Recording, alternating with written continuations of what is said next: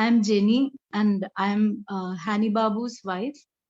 Hani Babu is an associate professor in Delhi University in the English department. I'm also teaching in the English in Delhi University. Um, Hani Babu is someone who has been very active within the university. He um, is not associated with anything outside the university, so his arena of action was within the university. But in spite of it, the central government and the police has been able to frame him as a Maoist, a person who has solely fought for the rights of students and teachers, especially from SC, ST, OBC categories within the university, has been very easily framed as a Maoist, especially using UAPA, and without any proper evidence this framing has been done. And we all know the history of all these anti-terror laws and what it has been doing to marginalized communities. Now my husband also has been targeted by that same law, which is today it is UAPA, earlier it was something else. The major difference in this case is that what was used against him were some documents that were found in his laptop. Now, what the NIA and the Pune police, which was looking at it first, did is that first they raided our house in 2019. They had no search warrant, anything. In fact, we hear that the magistrate had not given uh, permission even to raid the other people who are part of this case. But still, they raided our house. They came into our house at 6 o'clock in the morning, and they just kept us inside for 6 hours without allowing anyone from outside to enter. They took away our phones, and then we had no connection to the outside world, and they went through the entire house. And surprisingly, they were not interested in bags or any kind of material, but only books. They were continuously videographing all the books that we have, and as teachers we do have books at home. They were actually taking videos of every title that we had, and they also confiscated a few books from the house. That is what they found as as a evidence. And they also took away his laptop and everything. And then after a year they come back with a summons for interrogation. So Babu goes to the NIA office in Mumbai for interrogation, and he is interrogated for 5 days, and he is shown all these documents in his computer. And these are documents that he has never seen.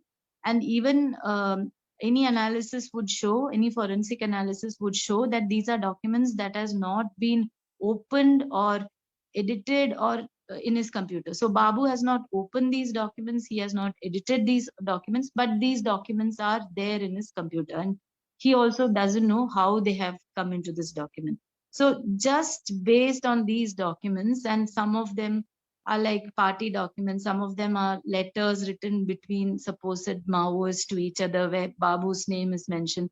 So just based on these documents, they arrest him. They also kind of pressurize him to give other names about who could have put these documents into the computer, but he refuses to name, because he doesn't know how these documents got into the computer. And then they arrest him in 2000, last year July 28th they arrested him, and he has been kept in Taloja Central Jail for the last 9 or so months. And what has in this 1 year, what we have learned is that there are other people. This case is called the Bhima Koregaon Elgar Parishad case popularly, and in this case there are 15 others. Babu is the 12th person. And there are people like Stan Swami, who's 84 years old. He also, in his computer also, there were these documents found. And he was asked, how did you get these documents? And he was also told that these documents prove that you are a Maoist. So earlier, they used to plant other substances in your house, around your surroundings. But now it is this kind of, anti-terror activities have gone very high tech, and they are planting these kind of documents. Especially they are doing it to Stan Swami. If you look at it, he's a very great activist, and other people in this case, All of them are, really great activists who have campaigned for public causes. Hani Babu also is somebody who has, really intervened in the university. When he came into the university in 2008, there were hardly any OBC students in the classrooms.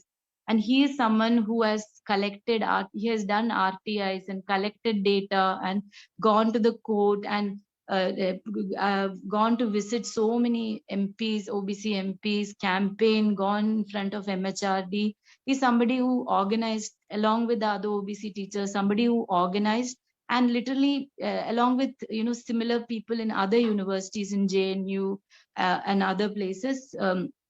He's someone who really worked for ensuring that the Mandal Commission, we all know with what great difficulty Mandal Commission could be implemented in India.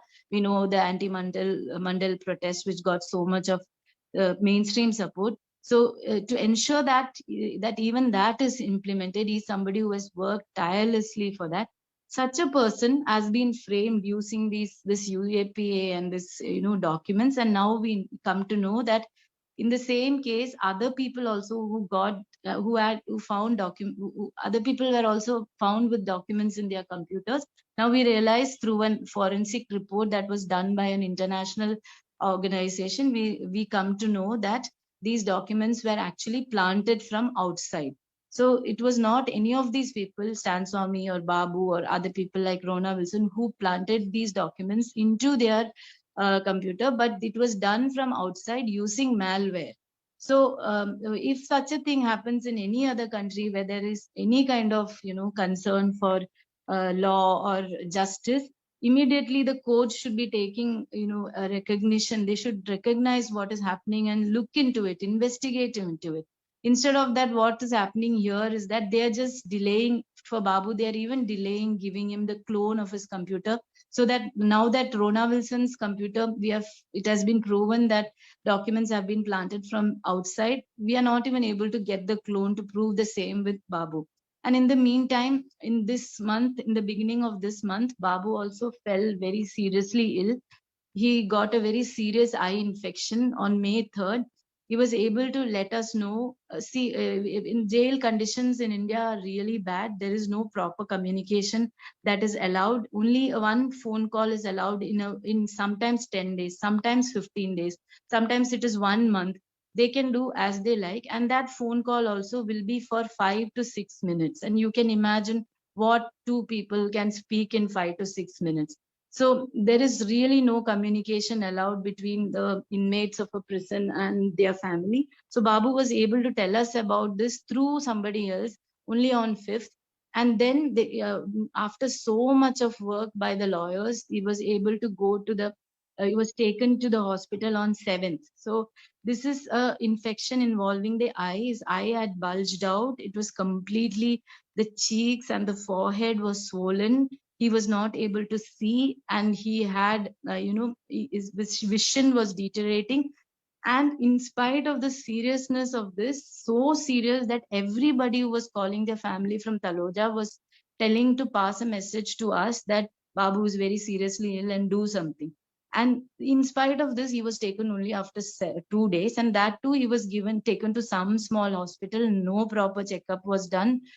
Some random COVID test was done, which came negative, and then he was just sent back with antibiotics. Then what he realizes is his vision is deteriorating further, and again he has to make emergency SOS call, try to send messages to us. Again, the lawyers and the family has to become so anxious and try to call the jailer. It takes 10 calls to get him on the phone, and then at last still they're not taking him back to the hospital. We wanted immediate hospitalization because it is the eye, it is a vital organ, and he's complaining of deterioration of vision. So we wanted him to be taken immediately to the hospital and given emergency treatment, because we were not only afraid of the eye but also for his life, because if the infection spreads, what can we do? Instead, he was kept in a jail hospital, and you won't believe there are 3,000 people in Taloja Central Prison, and there are no doctors there. There are only 3 Ayurvedic doctors who keep prescribing antibiotics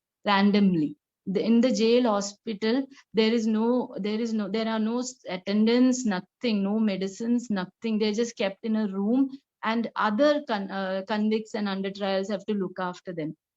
Now, so we decide to go to the press. So think of the family. We have to literally go to the press, make a press statement, call up everybody we know. And we also went to the Chief Minister of Kerala with our request to get him to the hospital. As a result of all this campaigning, in which so many people helped us, he was on 12th, he was brought to JJ Hospital. Till midnight, he was kept in the hospital. A really sick person kept in a hospital the whole night. And 12 o'clock at midnight, he's admitted. And then next day, they also realized that he's COVID positive. By the time Babu's mother had come to Mumbai, me and my daughter also, we come to Mumbai. I'm still in Mumbai now. And they have shifted him to GT hospital, which is a COVID hospital. But in this COVID hospital, they are looking after his COVID, but the eye is still protruding. The eye still has this vision. They are not looking after, they're not doing the MRI or even the fungal swab that needs to be done. All of these, they are saying that we will do after the COVID is resolved. However, that is not what we want. So we are again, we are literally trying to go to the court tomorrow to actually get these tests done. So you can see the kind of inhuman treatment that is awarded to prisoners. And in spite of all the way in which we can get public awareness of this, in spite of this, they are doing it again and again. For example, now Stan Swami is very sick. We hear that he's very sick, and he's so sick that he's not able to come to the phone to talk to the lawyer. But till this moment, I don't think he has been taken to the hospital, and he's 84 years old. So why are you doing this to activists? Why are you doing to people who have worked for the public good? A teacher who has worked for making the university a safer, better, inclusive space, who has tirelessly worked for marginalized students, who has given law court cases, worked with lawyers to give court cases against discriminatory practices. For example, in Delhi University, there was this practice of having two different kinds of forms, one for the general category and one for the SC/ST category. And there was this practice that SC/ST students could not apply to Delhi University from outside Delhi. They had to come to Delhi, show their certificates, and get the brochure. But other students could do it from anywhere. Babu worked with the SC/ST welfare non-teaching organization and worked on a legal case which they won, and now this system is changed. So this is the kind of person that he was. And today there are no two different kind of forms. And even doing all this legal, this kind of agitation, he even took a law degree. So here is a committed person. Okay, such a person should be celebrated, such a person should be supported. Instead of that, look at what you're doing to him, look at the human condition. Now also, I am in Mumbai. I have not been able to talk to him. They're not allowing phone calls. I'm just a few kilometers away, and I'm not able to see him, and I'm not able to talk to him. I really think that we all should question what is happening, and we should support him right now for his treatment and also for the release, because such a person should be out in society and allowed to do the work. Only then this society will have any hope. This is all I want to say.